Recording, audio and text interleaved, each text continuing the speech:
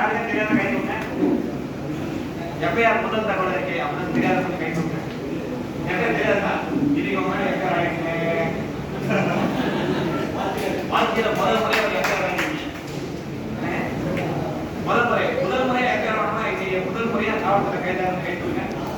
அதை என்னங்க 100க்கும் மேற்பட்டவர்கள் வாழ்க்கையில் முதல் முறையாக எஃப்ஐஆர் வந்துறீங்க.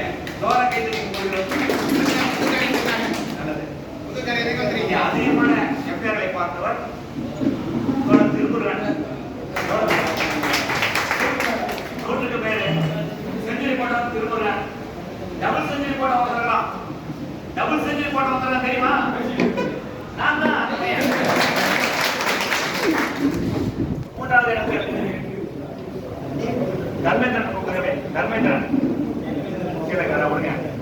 10 ரூபாய் சார்பில் முதல் முறையாக குண்டர் சட்டத்தை பார்த்தவர் தர்மேந்திரன்.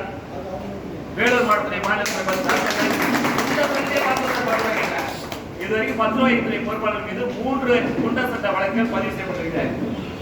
வேலூர் மாவட்டத்தில் 2, தென்காசி மாவட்டத்தில் 1, மொத்தம் 3 குண்டர் தடை சட்டத்தை நம்ம பார்த்துக்கிறோம். அதுக்கான சொல்லிடுமா 10 ரூபாய்க்கு 3 குண்டா ஆயிடுச்சு அப்படின்னு பயந்துட்டோமா?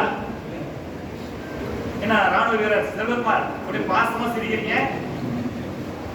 உங்க எத்தனை பேர் ஆச்சு? 5 தான் ஆச்சு. அவர் ராணுவ வீரர், சட்டத்துக்கு கட்டுப்பட்டவர். இந்த ஊருக்கு நல்லது பண்ணலாம், பஞ்சாயத்து நல்லது பண்ணலாம், ரேஷன் கடையெல்லாம் திருத்தலாம், திருத்திக்கலாம். எல்லையில போய் எதிரிகளே பார்த்துட்டோம், ராணுவத்தை பார்த்துட்டோம், காசுலேயே வேலை செஞ்சுட்டோம். நம்ம ஊரை நம்மளால சரி பண்ண முடியாது அப்படின்ட்டு எக்ஸர்விஸ்மேன் ராணுவத்துக்கு வந்தவொடனே ரேஷன் கடையில சர்க்கரை திருடணும் அப்படின்னு சர்க்கரை திட்ட நடவடிக்கை போட 4 தப்பு தப்பி அடிவான ராணுவத்துக்கு எஃப்ஐஆர் போட்டார்.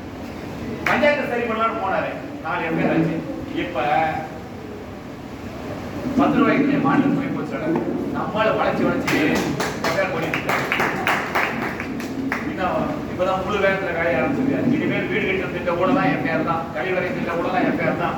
அடுத்த பஞ்சாயத்து எலெக்ஷன்ல அவங்க மாவட்டத்தில் எடுக்கிறது நடக்க பெரிய திருவிழா நடத்திட்டு இருக்கு.